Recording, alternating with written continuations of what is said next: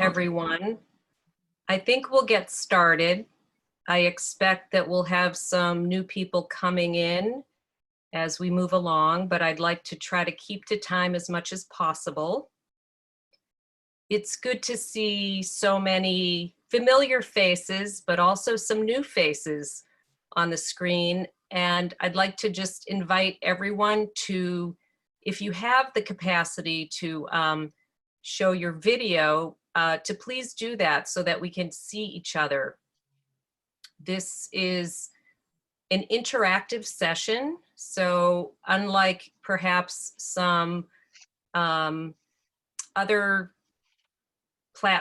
platforms that you've used where somebody talks at you the whole time and there's no interaction, that will not be the case today.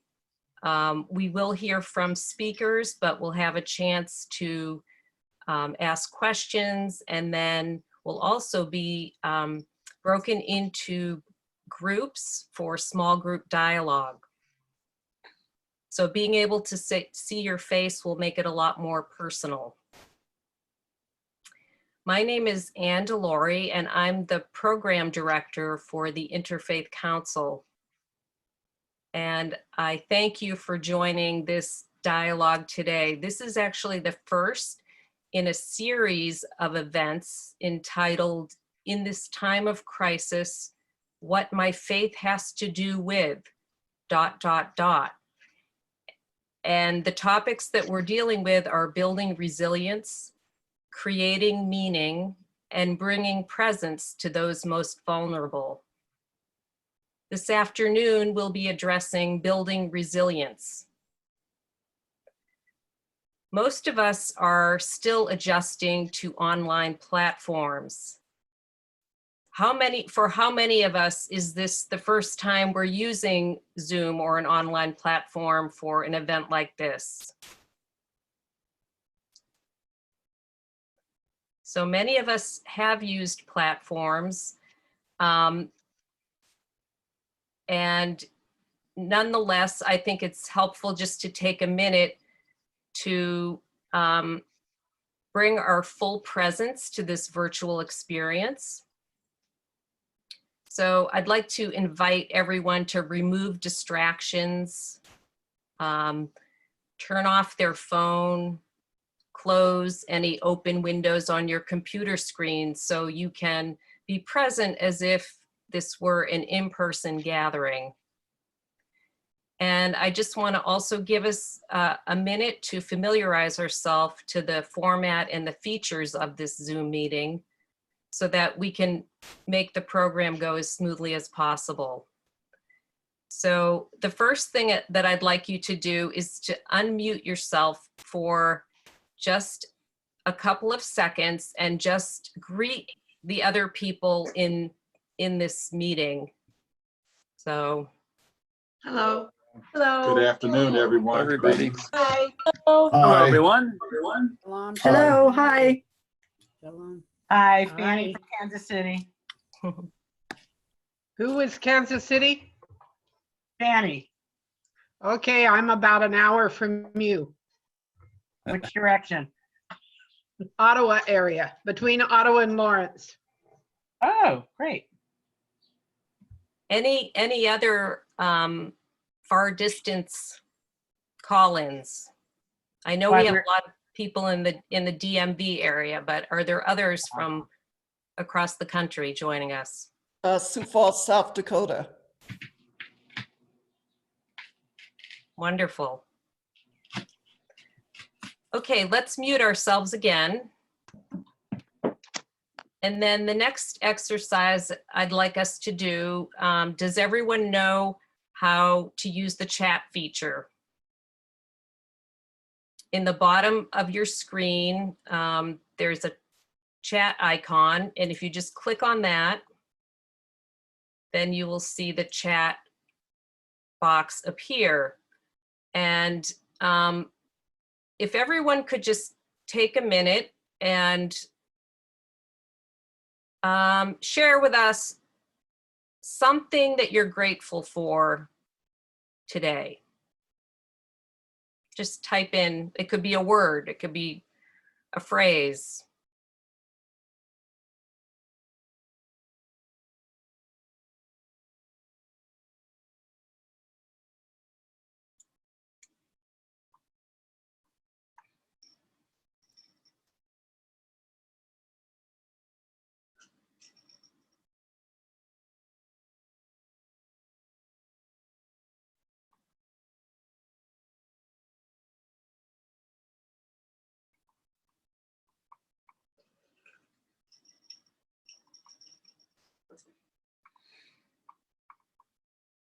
I'm seeing a lot of gratitude for family, faith, friends,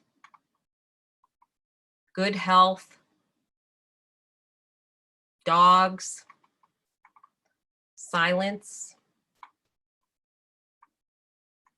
blue skies,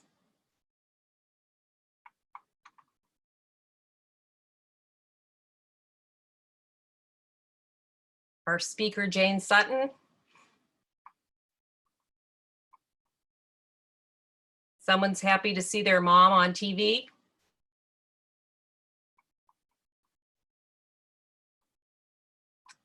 So we begin our time together with a lot of gratitude despite the crisis that we're living in. And it's also clear to me that you all know how to use two of the key features of Zoom, which will be useful to us as we continue. So anyone who registered to this program in advance would have received an email from me yesterday. And in the email, there was an attached agenda. You can use that to follow along if you like. So the gathering today is a combination of a webinar and an interactive meeting. So the first part of the program will include the speaker presentations presenting to you, the audience. And so during that time, I'm going to ask you to keep yourself muted so that we can avoid any distracting background noises. And when each speaker speaks, they will be spotlighted on your screen as they present. After the three speakers share, there will be a chance to ask questions of them.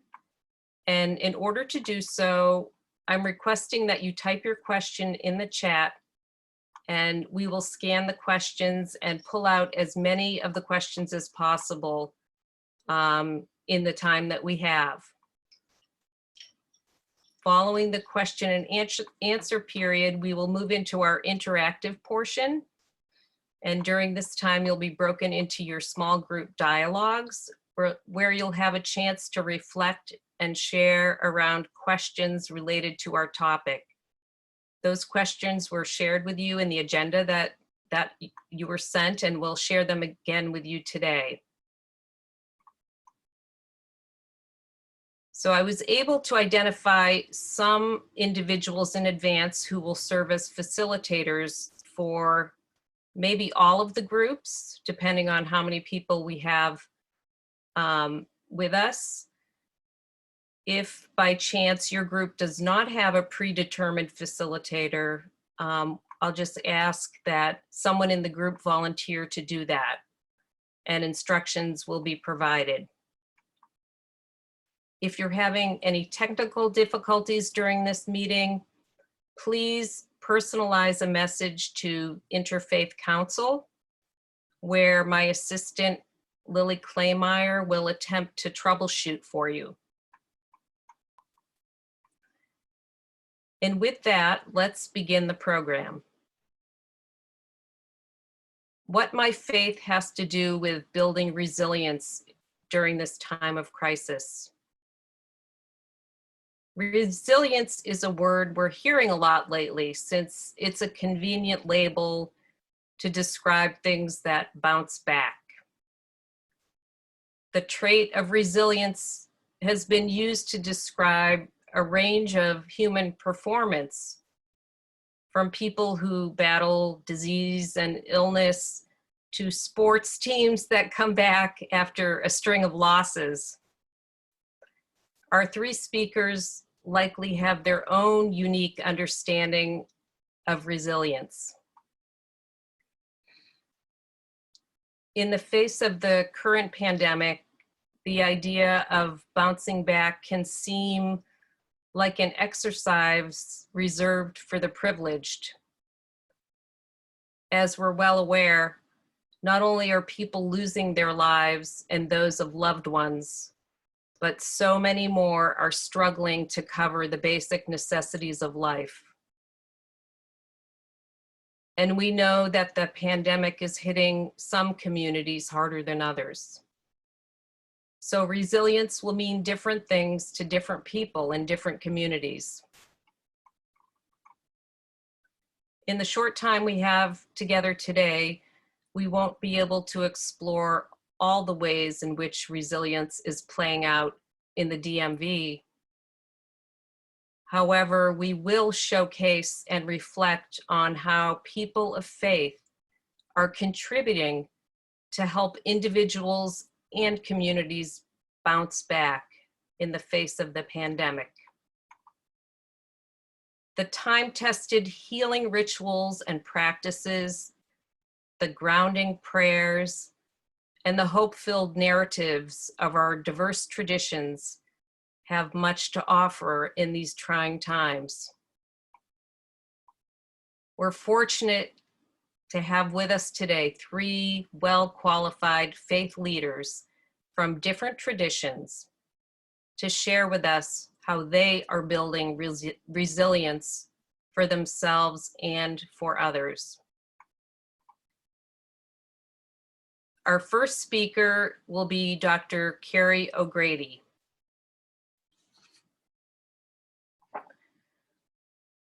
Kari has served as an interfaith specialist for the Church of Jesus Christ of Latter-day Saints. She is Associate Professor of Psychology at Brigham Young University. She is an expert on the psychology of individual, organizational, and societal level trauma and resilience in extreme contexts. She works with international scholars from multiple disciplines to reduce human suffering. Our next speaker will be L.J. Malone, and he is the Director of Faith Formation at St. John the Baptist Catholic Church in Silver Spring, Maryland.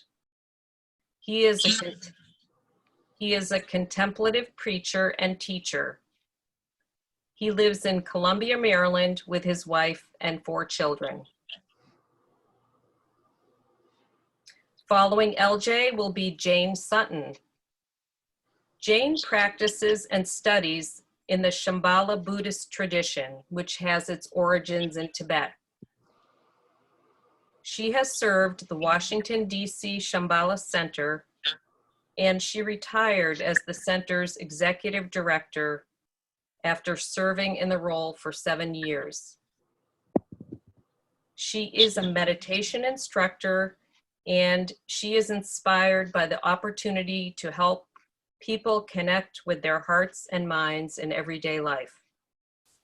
She currently serves on the board of the Interfaith Council.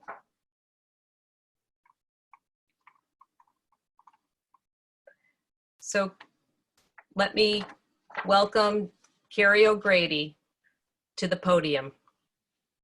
Thank you, Anne. I'm happy to be with you, my beloved community. The distinctions that define us cannot be the identities that divide us during a pandemic or ever. There's no room for nationalism, political polarities, ethnocentrism, or religious divisions in the kingdom of God. According to my faith tradition, we are called to be one as the Son is one with the Father. According to my professional training, global crisis requires century-old walls to come down, not so we can become one, but because we are one. The only cure comes from collaboration.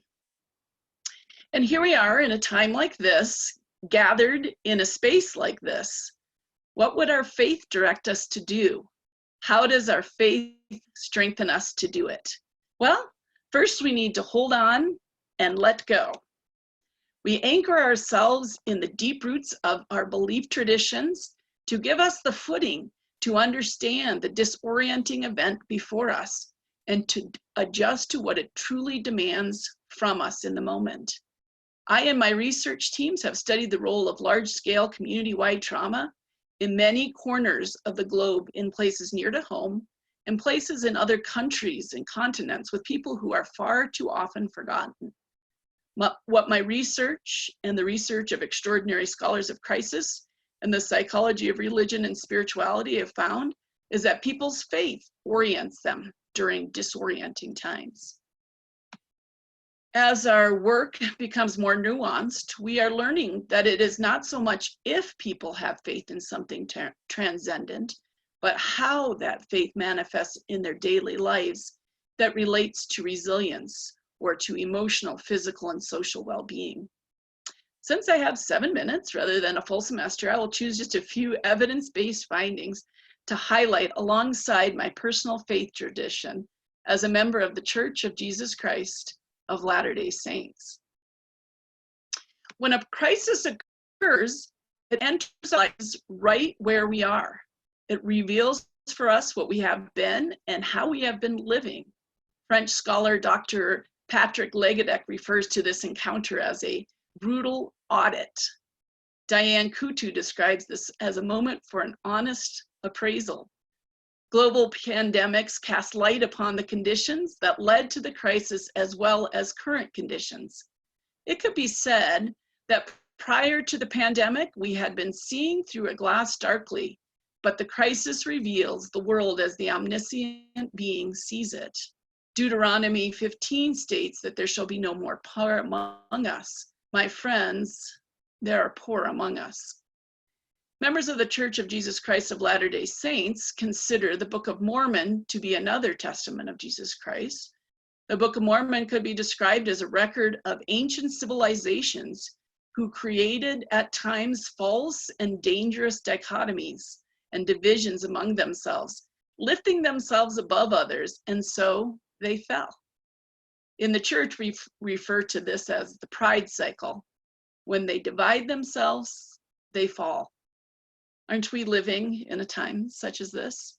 So the first evidence-based finding is those who leverage their faith to give them courage to see things as they really are, rather than to spiritually bypass the painful reckoning of these realities, will fare better in crisis than those who do not.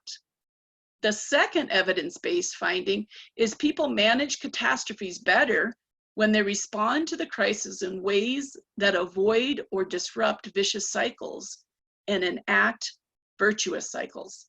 This refers to engaging in a refining process in response to the brutal audit. It requires letting go of that which is irrelevant or harmful in the current conditions. Those who manage crisis best are those who respond with honesty, courage, openness, and hope. They view this as a period of reflection and careful consideration of what needs to be expanded, decreased, or adjusted in the integration of faith in their lives. It's an opportunity for words to be animated and for destructive and incongruent existences to be reconfigured into a more fruitful expression of spirituality. When the first prophet of the Church of Jesus Christ of Latter-day Saints, Joseph Smith Jr., was imprisoned in Liberty Jail, Missouri, in his moment of spiritual despair, he cried out, "O God, where art thou? How long shall thy hand be stayed?" To which the divine parent replied, "My son, peace be unto thy soul." He was calling the young prophet to find peace in his time of trial. And in this time of mandated physical distancing, he both tuned inward to refine his soul and outward in charity towards all. On a practical level, and in this very current time, we might ask ourselves, how can worship at home still be communal? How can worship be even more internally cemented in this time of self-reflection?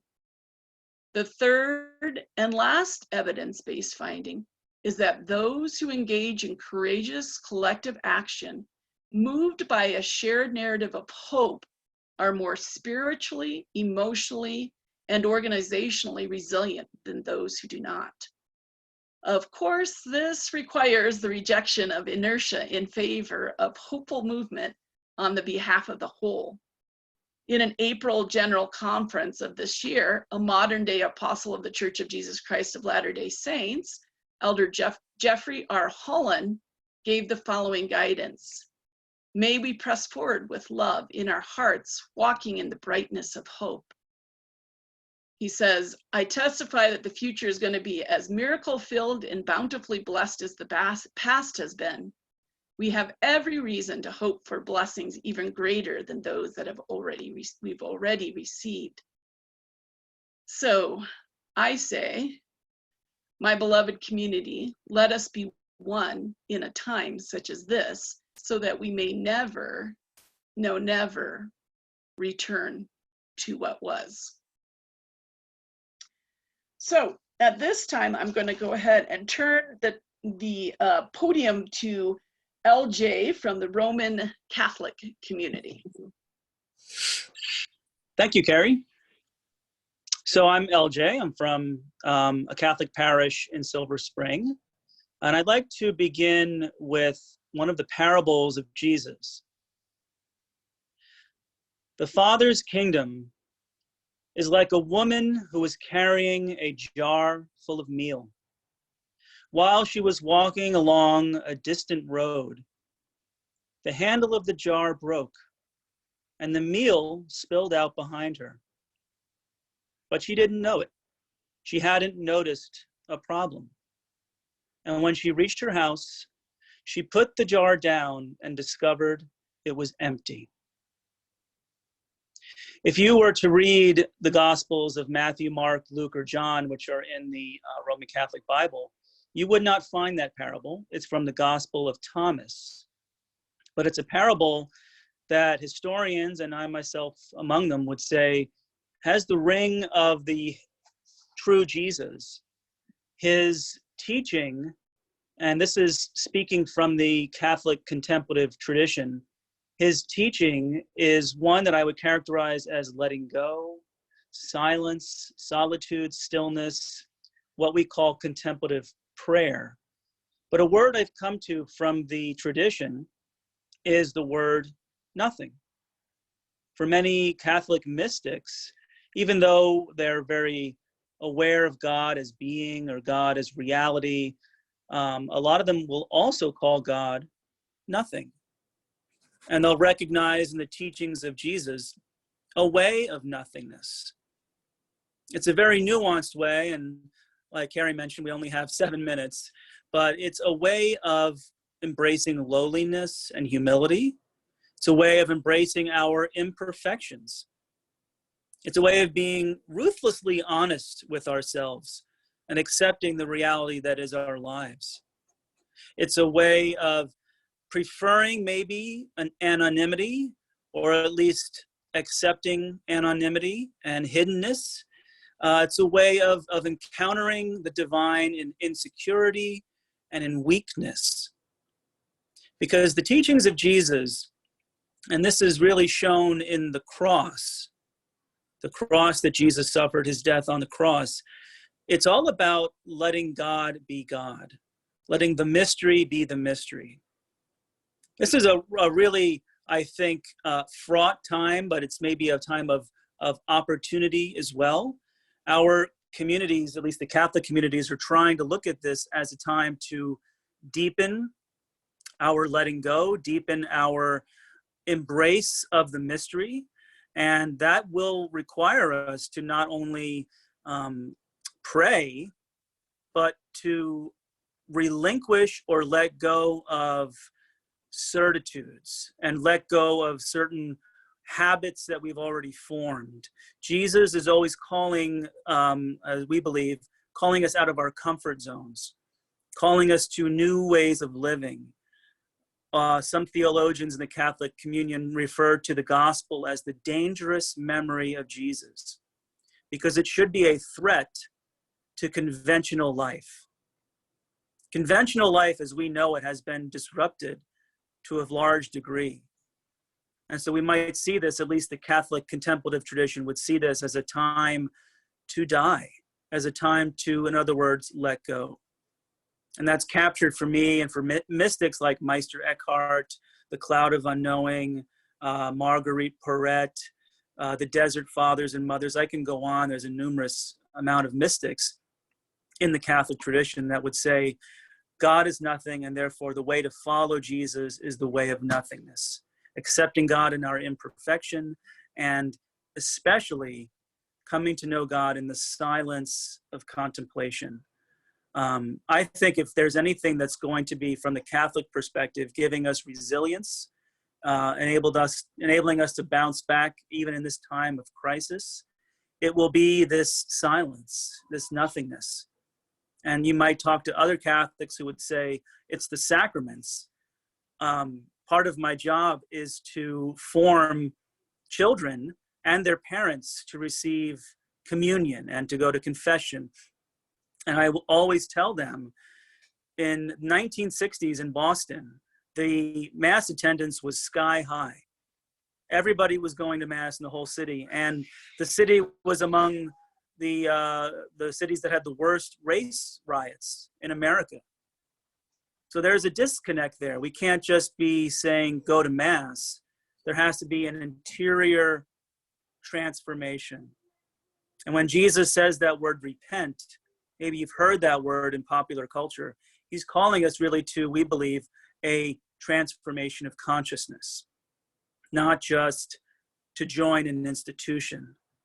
So the Catholic communion is really focused on this path of letting go. And I think it's exemplified, you might say, best of all, in our Holy Father, our Pope.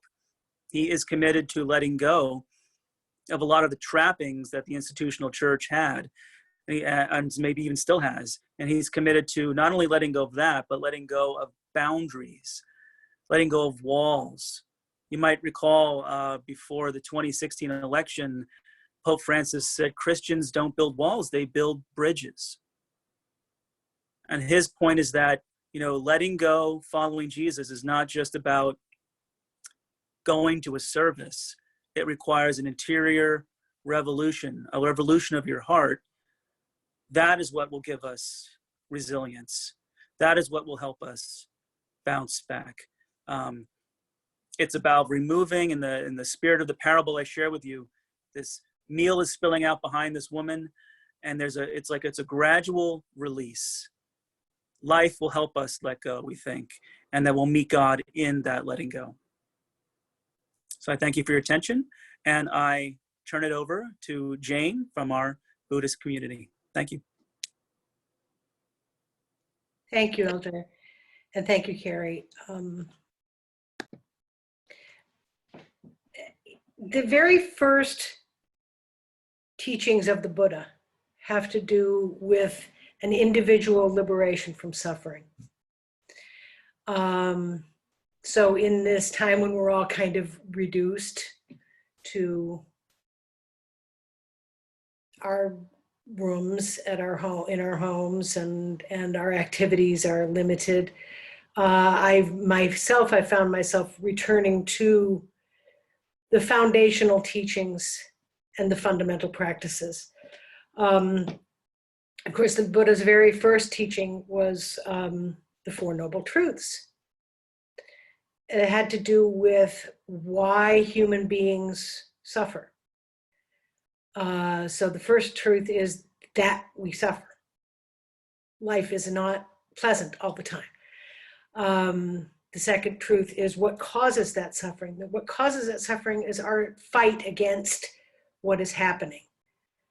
And that it's possible to let go of that fight. And that's the truth of the cessation of suffering. And the Buddha laid out a path that starts out with practices that develop our ability to see clearly what the nature of reality is, what is actually happening in front of us. Sylvia Boorstein, who is a very beloved Buddhist teacher, translates this to, when we see clearly, we act impeccably. So the Buddha and enlightened people who followed him and followed his path were keen observers of what our life is like. And there's a basic foundational teaching of the the 3 marks of existence. And this is where Buddhism gets a reputation for being kind of a gloomy tradition, because we talk about impermanence, suffering, non-self, which is sometimes called emptiness. And those sound pretty dreary, but you can also look at them in different ways. And one is that impermanence. Okay, we usually tend to think of that as good things don't last. Well, impermanence means that nothing does. So bad things don't last either. So we can start to train in that. Suffering. Well, the word is dukkha, and it has been translated as suffering. It has also been translated as unsatisfactoriness. And we're aware that we descend from what's called the anxious apes. In other words, we are wired in our genetics to always be seeking the thing that's going to make us happy, always be seeking the things that's going to change this current situation. We're wired that way. Non-self is a teaching that lets us know that whatever is occurring is the result of causes and conditions. We are not singular. We're not apart from everything else. And the cause of our suffering is often that we are fighting against the fact that our reality is telling us that we are part of something bigger. And that we don't want to accept that. So the practice that we're given to do is the practice of meditation. Shamatha is a basic Buddhist meditation that translates to peaceful abiding. And it's a process of relearning our relationship to reality. In other words, we start to see more clearly and accommodate more clearly. As it's what's sometimes called the technology for clear seeing. So through the practice of meditation, we can expand our ability to accommodate whatever is occurring and relax into it.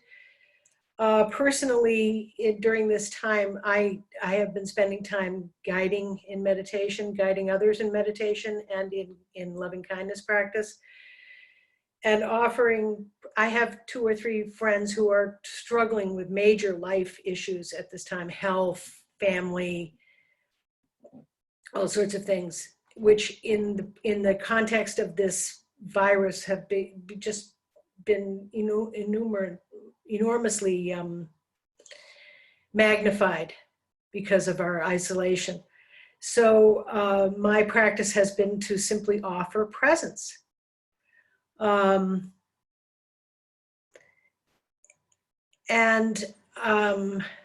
That sense of interconnectedness that comes from non-self is an important aspect to the Buddhist teaching. And in a situation like this, it becomes incredibly apparent that we are not separate. We see neighborhoods gathering together and helping each other and taking care of each other, and we see that works. And it brings that to the fore. Another thing, the friend and I were joking about this, is that the practice of meditation over time inoculates one against boredom. In other words, it makes it possible to simply relax into, oh, this is what this day is, and not have great expectations for it. I'm brought back to the idea of being present for others, and the idea of entering into life and personal situations with a mind of not knowing. It's humility. It's not knowing and bearing witness to the suffering of others. Thank you.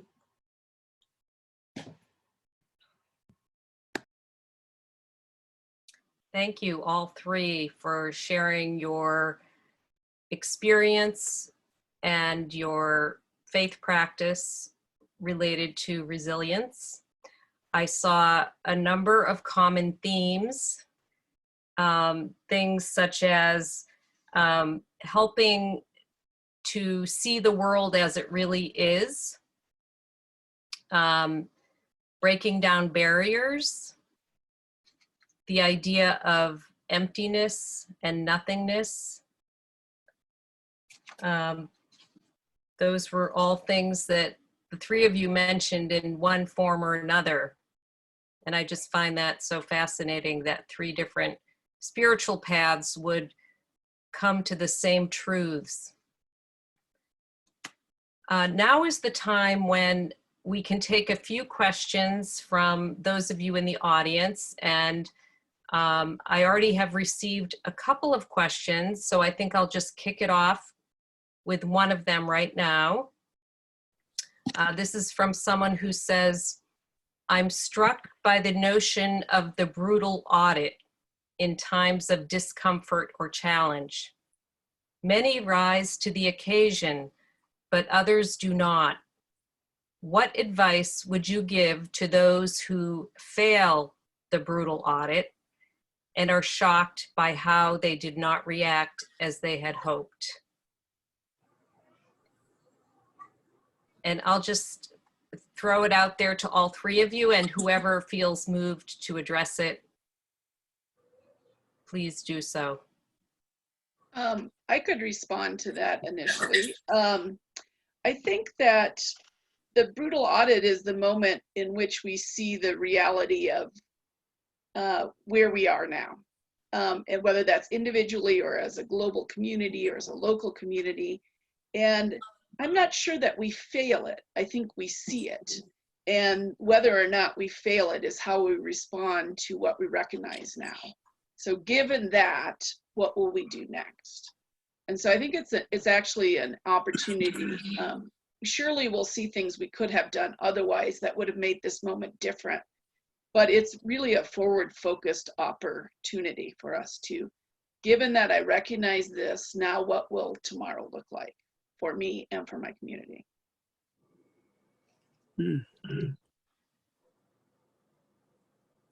One of our contemplative teachers in the Christian tradition, he just passed away a little, maybe 2 years ago. His name is Thomas Keating, a monk.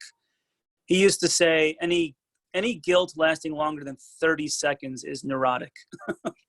And I bring that up because I think it would be fairly easy, I agree with what Kari was saying, it's fairly easy to get kind of stuck when you see what the audit's doing, the brutal audit's doing to you and your reaction to it.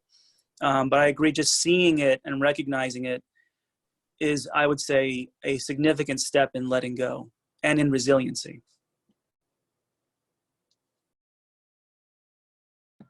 Yes, I've found that in talking with people who do suffer because they see their own reactions and they see that they're not what they would wish them to be, and they try to cut out parts of themselves. And one of the teachings in my tradition is that you don't come along in the spiritual path without everything that you have. And you take what you have and you observe it and you become familiar with it and you learn to embrace it. And that's where the strength comes from.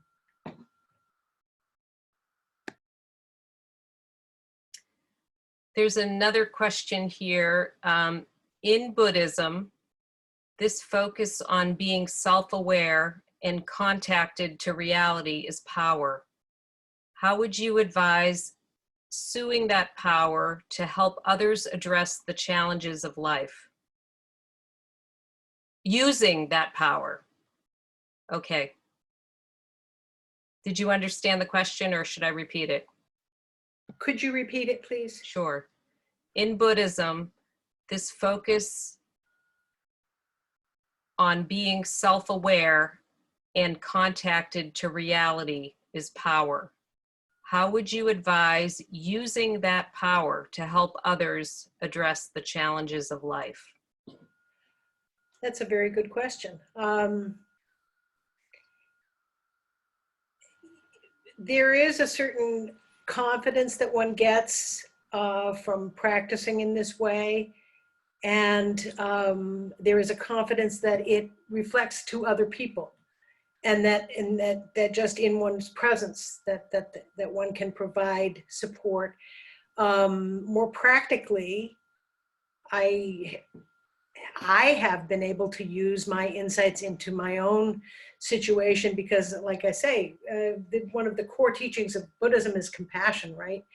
And you start with understanding your own circumstance and seeing how you've created causes and conditions for suffering, and therefore that gives you insight into how others are suffering and how others are causing themselves suffering. And sometimes you can just reflect back that through your own practice, rather than just saying, oh, you know what. So, that's my... I think our self-awareness or self-reflection, and I love the practice of mindfulness that emerges out of Buddhism, is it allows us actually to empower others by not getting in their way. So often when we're not self-reflective or we do not use the moments like these to become aware of whether it's our prejudices or our biases or our unrealistic expectations. When we use that time in that way, then we actually untether people because we're not stepping on them so easily.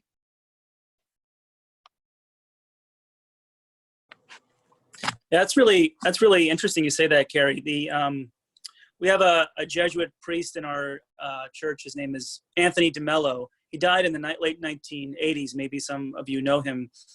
He used to say that love is really, and love is of course central to Catholic teaching and the gospel of Jesus. Love is to see reality as it is, shorn of those biases, those expectations, and that when we do that, it's almost like the power kind of happens in and of itself. And love it's not something necessarily you even do. It's love just happens, is how he kind of would say it. Mm-hmm.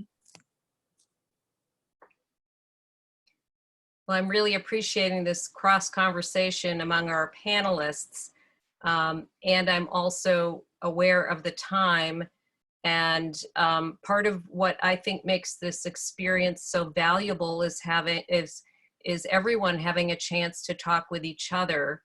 And that will be done in the small groups that will be forming momentarily. Let me just briefly explain to you what will be happening.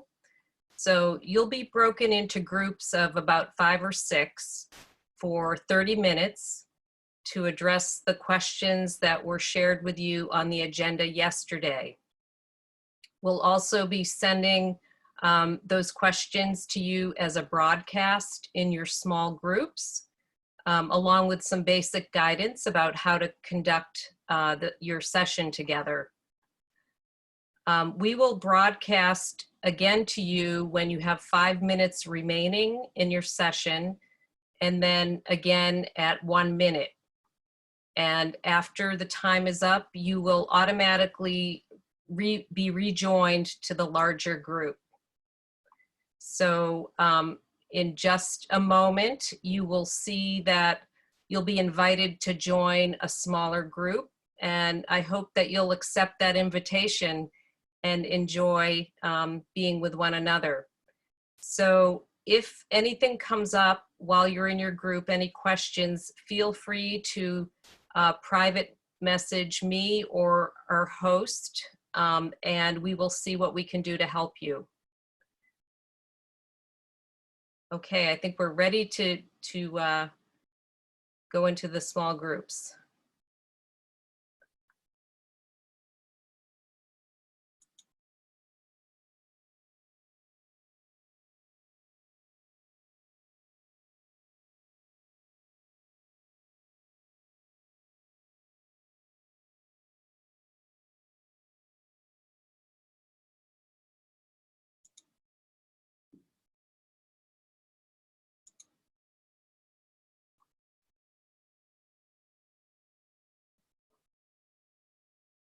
Yeah, it's not going to record.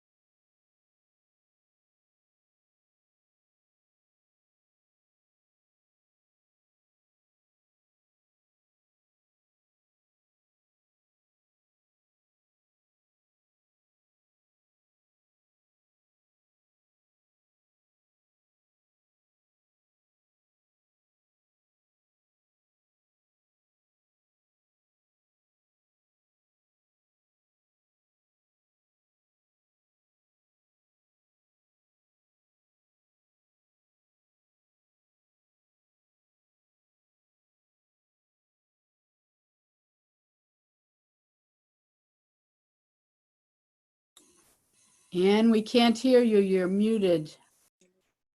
Thank you. I was just going to say that I think we still have 1 or 2 more groups to report out.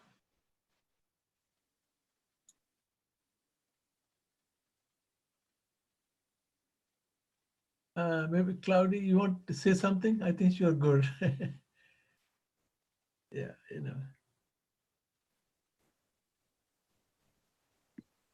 I just, well, one of the things that I thought was that it feels more expansive to be with people of different faiths and to welcome that. This is my first meeting with the Interfaith Council, and I really feel a willingness to build and benefit from other teachings and to learn to create more meaning that way and a sense of what is and exists, not just keeping blinders on. To what she said in the group, that there is a lot of common to all of us. And though times are difficult, people are missing actually kind of the going to the places, worship. But it's still a good feeling that God is very kind to us all the time. Yeah, I feel like it can get scary sometimes, you know, and just staying open is difficult, but I appreciate what's out there, and, you know, the good, the bad, just everything.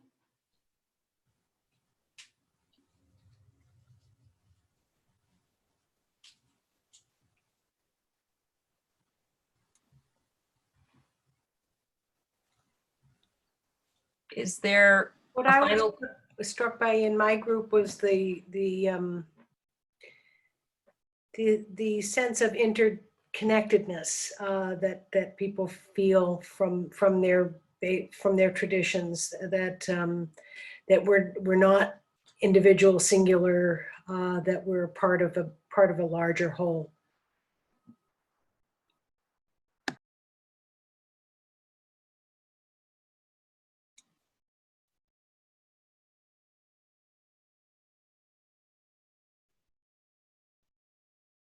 Is there anything else that wants to be shared for the good of the group?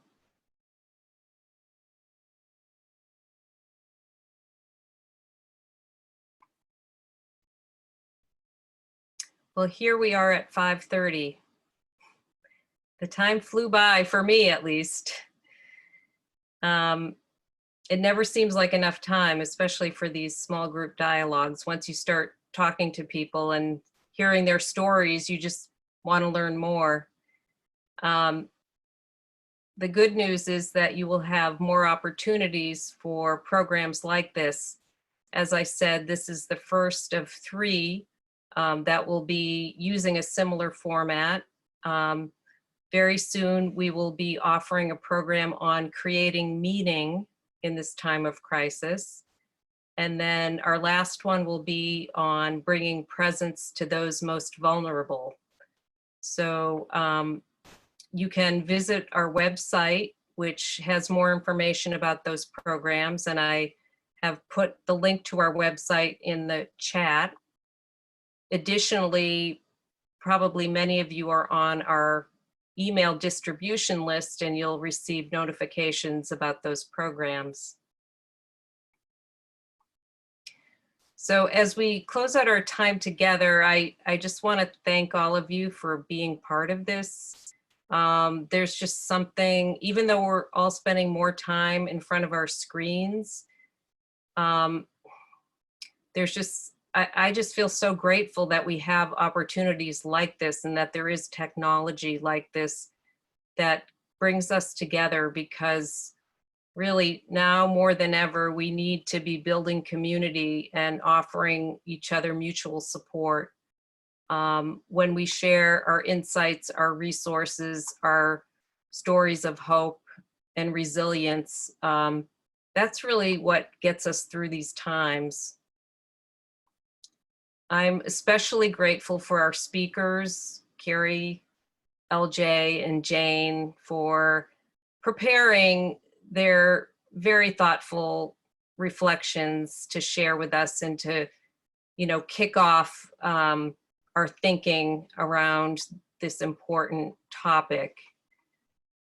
And I also want to thank my daughter, Lily, who has been in the background as our technical assistant. Lily, could you just show your face for a minute? And thanks to our young people who are paving the way for us older folks. Even after I view training videos, I still can't work with the technology as easily as she does. So it's so nice to have that backup. As we close out our time together, I just thought it would be nice to sort of have two quick exercises. One is, if those who feel moved would just type a word or phrase in the chat about what describes their experience in this program. How are you feeling right now as we go forth back into our worlds, which have definitely shrunk, but nonetheless, we will be leaving our time together and bringing our newly inspired thinking and energy into our communities, into our families. What are we going to be leaving this experience with?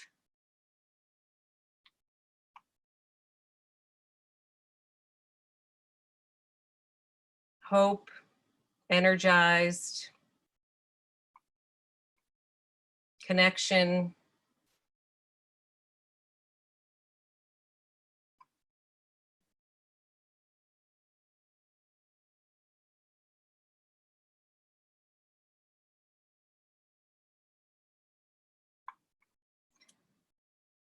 and broad impact, hopeful, responsible, a sense of fellowship of interfaith groups from Washington to Kansas City.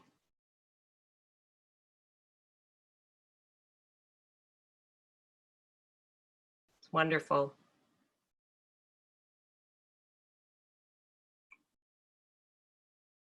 Excellent session, productive.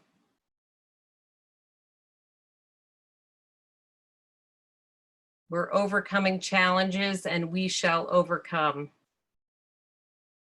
Understanding each other.